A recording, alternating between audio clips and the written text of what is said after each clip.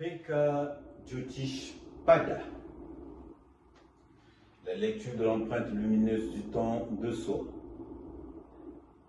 Et nous allons continuer avec le soleil pour comprendre les données qui nous permettent de lire notre empreinte lumineuse du temps. Et le soleil, bien sûr, c'est la force vitale, c'est le pouvoir créateur, mais pas que. En 1500, nous sommes avec Léonard de Vinci, qui nous dessine, qui nous invente le pentagramme. La figure que vous connaissez bien, le pentagramme, c'est l'homme qui représente le ciel sur la terre. Qu'est-ce que ça veut dire? D'abord, pentagramme, nous avons 5 côtés. Bien sûr, je vous parle de ça parce que dans la lecture de l'empreinte lumineuse du temps, les chiffres aussi sont importants. Nous allons mélanger tout ça pour comprendre un peu où est-ce qu'on va. Pour comprendre le 5, il faut comprendre la fleur aussi. Parce que le 5 n'est pas trop loin avec la fleur. Et le soleil, pour moi, c'est une fleur. Alors d'abord, quand vous prenez une pomme ou une cerise, quand vous la coupez transversalement, vous allez voir qu'il y a 5 côtés. C'est pas un hasard. Le 5 apparaît. Et avec le 5, donc nous avons la fleur. Et les fleurs, comme vous voyez les pétales, observez les fleurs, le 5 n'est pas très loin. Il y a une parenté entre la fleur et le soleil. Par la couleur déjà. Il y a les couleurs blanches, les couleurs rouges, les oranges, et ainsi de suite. Vous connaissez le langage des fleurs. Mais vous avez aussi la lumière, parce que sans lumière, la plante, la fleur, elle ne peut pas être ce qu'elle est en fait. Mais la fleur, c'est aussi le parfum qui s'exhale, qui se répand comme l'âme. Vous voyez, donc la parenté, elle est là, vous voyez les rapprochements.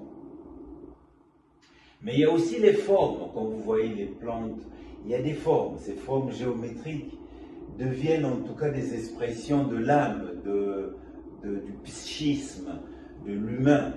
Et tout ça est symbolique, tout ça c'est à mettre en rapport en fait. Dans le ciel, le soleil se tape la part du lion. C'est le 5 dans le langage du zodiaque. Il occupe la 5e. Il prend 5 parts, en tout cas, dans le ciel. Le soleil, c'est aussi la force vitale. Alors, la force vitale, quand on parle de force vitale, le cœur n'est pas très loin. Parce que quand on parle de force vitale, il y a un rapport avec le cœur. Et d'une manière ou d'une autre, quand il y a quelque chose qui touche notre âme, le cœur n'est pas en reste.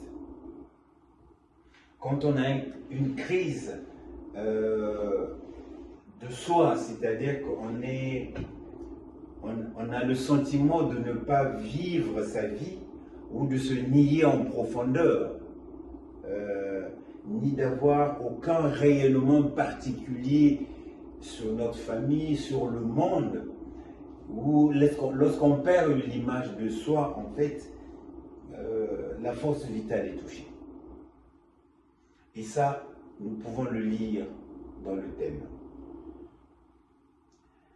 Maintenant, la somatisation se fait comment? Si nous avons, je vous donne un exemple comme ça, un soleil en taureau par exemple, parce qu'il y a 12 signes, hein, le soleil a un taureau, par exemple, la somatisation va se localiser au niveau du cou. Parce que tout ça est bien cadencé. Donc, en fait, la somatisation, en tout cas, va toucher notre réalité existentielle qui va se traduire sur la partie du corps solaire, là où se place le soleil dans le signe.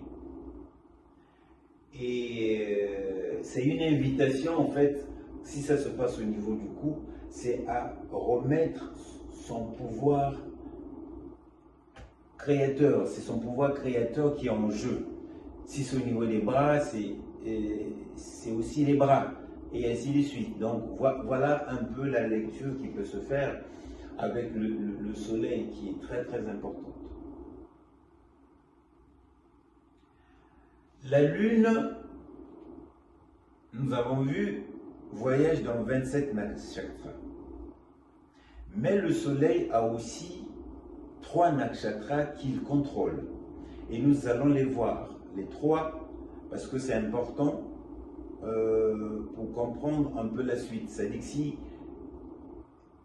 si on a compris la lune, le soleil, les deux ensemble, nous pouvons commencer à faire des thèmes et à voir qu'est-ce que tout ça peut amener, quelle est la résultante de tout ça dans la lecture de notre empreinte lumineuse. Bien sûr, tout ça est possible si vous likez, si vous partagez, si vous échangez avec moi, si quelque chose qui vous attire, avec votre date de naissance, votre heure de naissance, votre jour de naissance, et bien tout ça est possible d'aller lire. Nous allons commencer après donc la lecture de ces 3 nakshatras, commencer à faire les thèmes d'une façon très concrète. Bonne journée à vous et à bientôt.